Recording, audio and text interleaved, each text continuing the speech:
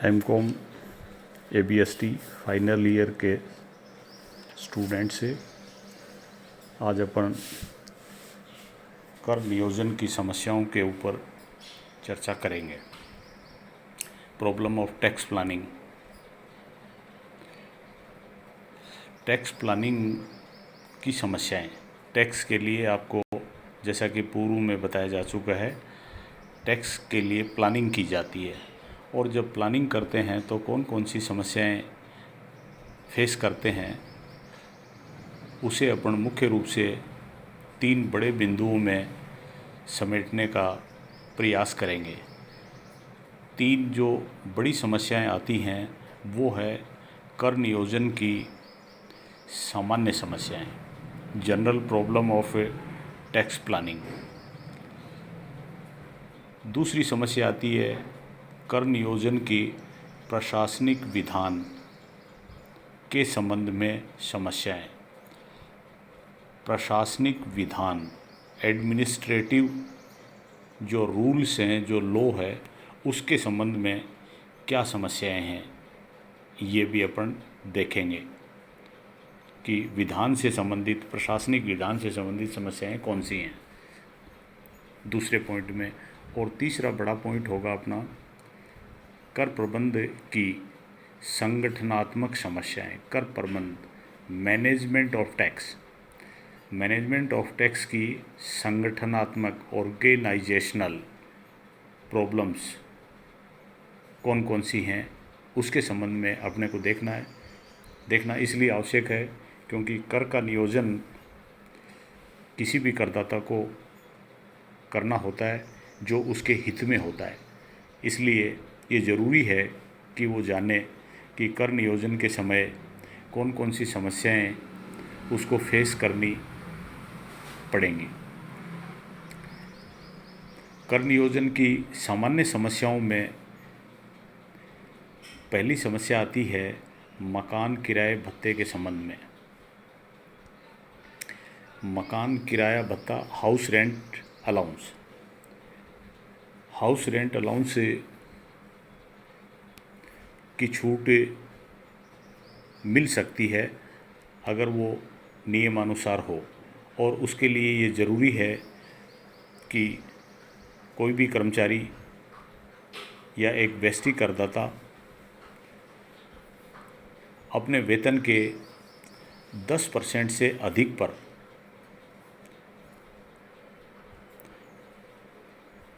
किराए के रूप में खर्च करे। वेतन का जो उसका 10% है उससे अधिक राशि उसको हाउस रेंट के संबंध में वे करनी पड़ेगी। और अगर वो जो उसको हाउस रेंट अलाउंस मिल रहा है उसकी संपूर्ण कटौती चाहता है तो संपूर्ण कटौती के लिए उसके वेतन का 10% प्लस HRA के रूप में, हाउस रेंट अलाउंस के रूप में उसको जो राशि मिली है वो दोनों के योग के बराबर राशि वे करनी होगी, तभी वो मकान किराए भत्ते की जो राशि उसको मिली है वो उसके लिए छूट योग्य होगी। ये चीज़ें आपने HRA के संबंध में कितनी छूट मिलेगी ये BCom पार्ट सेकंड में आप लोगों ने कर लिया था। तो वहाँ पर मकान किराए भत्ते की छूट लेने के लिए 3 पॉइंट थे और वो तीनों पॉइंट आप लोगों को हो सकता है याद हों। HRA रिसीव्ड, दूसरा point rent paid minus 10% of salary और तीसरा पॉइंट वेतन का 40% और 50%। ये 3 पॉइंट थे। तीनों में से जो सबसे कम राशि होती है वो छूट योग्य होती है। तो टैक्स प्लानिंग करते समय इस बात का ध्यान रखना पड़ेगा। फिर दूसरा पॉइंट है कर्तव्य पालन हेतु किए गए व्ययों की पूर्ति हेतु कुछ विशिष्ट भत्ते प्राप्त होते हैं। ड्यूटी के संबंध में या ड्यूटी का पालन करने के लिए कुछ भत्ते मिलते हैं, लेकिन उनके बारे में ये बता रखा है कि जितनी राशि उसने खर्च कर दी है उतनी राशि छूट योग्य होगी। यदि संपूर्ण राशि वो खर्च नहीं करता है तो बाकी बची हुई राशि कर योग्य हो जाएगी।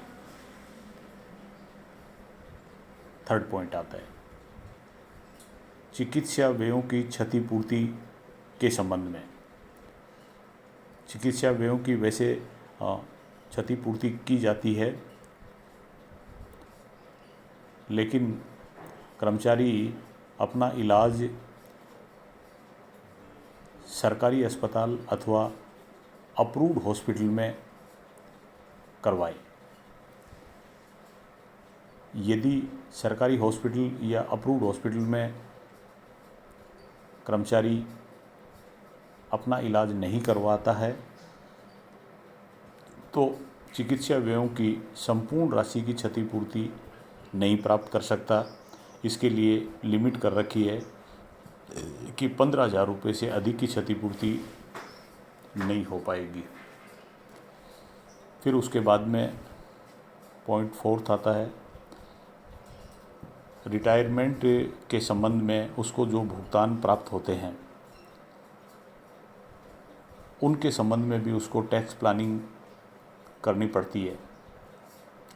रिटायरमेंट के समय उसको ग्रेच्युटी पेंशन के बदले में एक मुश्त राशि आदि राशियां प्राप्त होती हैं जो एक निश्चित सीमा तक ही कर मुक्त होती हैं। अगर वो इससे अधिक प्राप्त होती हैं तो कर योग्य होंगी। नेक्स्ट पॉइंट स्वयं के रहने के काम में आने वाले मकान के संबंध में। स्वयं के रहने का जो मकान है उसके संबंध में अगर कोई मकान को खरीदने के संबंध में या बनवाने के संबंध में इंटरेस्ट ऑन लोन की बात है तो इंटरेस्ट ऑन लोन की उसको छूट मिलती है। अधिकतम 2 लाख रुपए तक की उसको छूट मिलती है। अगर मकान, ये बात तब लागू होती है जब मकान स्वयं के रहने के काम में लेता है, और अगर मकान उसने किराए पर दे रखा है तो ऐसी स्थिति में ब्याज की संपूर्ण राशि छूट योग्य होती है। फिर उसके बाद में 6 पॉइंट मरम्मत, बीमा प्रीमियम एवं किराया संग्रह के व्यय के संबंध में कटौती नहीं। करदाता को ये भी ध्यान रखना पड़ेगा प्लानिंग करते हुए कि वो मकान के संबंध में जो रिपेयरिंग करवाता है, इंश्योरेंस चुकाता है या रेंट कलेक्शन के चार्जेस करता है, उसके संबंध में उससे कोई कटौती नहीं मिलेगी। केवल उसको मकान के वार्षिक मूल्य में से 30% की दर से स्टैंडर्ड डिडक्शन की छूट दी जाती है। तो ये बात आप लोग ध्यान में रखेंगे कि स्टैंडर्ड डिडक्शन वार्षिक मूल्य के 30% की दर से दी जाती है। 7 पॉइंट नए वसूल हुए किराए के संबंध में, जिसको कहते हैं अनरियलाइज्ड रेंट। अनरियलाइज्ड रेंट की मकान के सकल वार्षिक मूल्य की गणना करते समय इसकी छूट मिलती है, लेकिन इसके संबंध में ये है कि वो नियमों की पूर्ति कर दे। जैसे जो अनरियलाइज्ड रेंट हुआ है वो किराएदारी वास्तविक हो। दूसरा है किराया न चुकाने वाले किराएदार ने मकान खाली कर दिया हो और उसके अधिकार में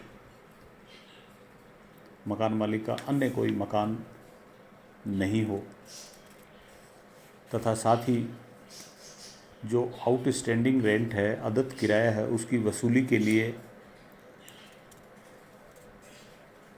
लैंडलॉर्ड ने, मकान मालिक ने समस्त कानूनी कार्रवाई कर ली हो। ये सारी शर्तें लागू होती हैं और ये सारी शर्तों की अगर वो पूर्ति कर देता है तो फिर न वसूल हुए किराए के संबंध में मकान मालिक को छूट दी जाती है। अगली प्रॉब्लम आती है ह्रास के संबंध में छूट। आप लोगों ने डेप्रिसिएशन के संबंध में छूट को बीकॉम पार्ट सेकेंड ईयर में अच्छे से पढ़ा हुआ है। ह्रास की छूट प्राप्त करने के लिए कुछ शर्तें दे रखी हैं, जैसे ह्रास की छूट केवल बिल्डिंग, मशीन, प्लांट और फर्नीचर तथा कुछ इंटेंजिबल एसेट्स पर ही प्राप्त होती है, समस्त संपत्तियों पर नहीं।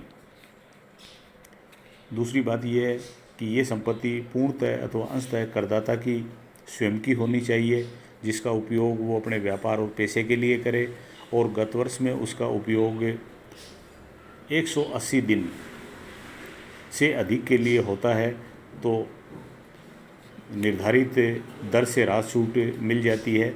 जबकि 180 दिन से कम के लिए संपत्ति का उपयोग किया जाता है तो जो ह्रास की दर लागू है उसके 50% के बराबर छूट उसको स्वीकृत की जाती है। तो ये सारी बातें ह्रास की छूट लेने के संबंध में है। तो प्लानिंग करते हुए इन सब बातों का ध्यान में रखना आवश्यक है।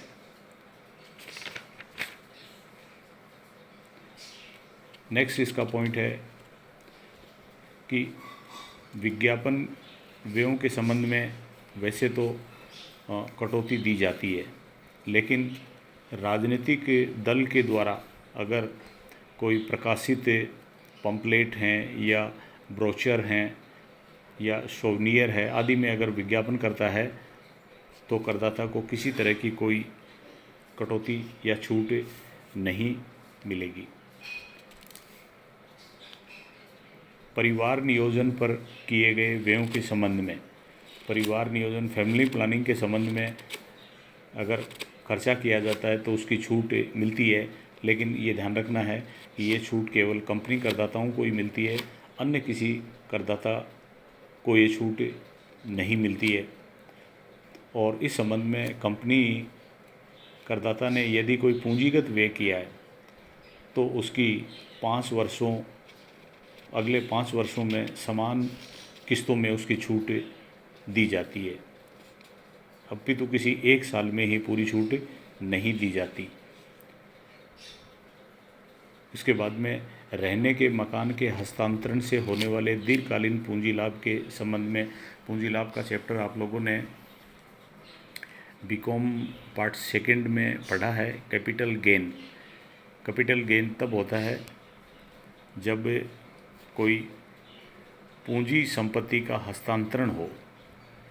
तो पूंजी संपत्ति का हस्तांतरण करते हैं और मकान पूंजी संपत्ति में आता है तो मकान के हस्तांतरण से दीर्घकालीन पूंजी लाभ होता है। तो कुछ परिस्थितियों में उस पूंजी लाभ से मुक्ति मिल जाती है। उसके लिए ज़रूरी है कि उस मकान का प्रयोग वो अपने आवास के लिए करे और उस मकान के हस्तांतरण के 1 वर्ष पूर्व अथवा 2 वर्ष के भीतर वो कोई अन्य मकान खरीद ले या 3 साल में नया मकान बनवा ले। तो ऐसी परिस्थिति में जो उसको मकान बेचने से पूंजी लाभ हुआ है उसकी कर मुक्ति मिल सकती है।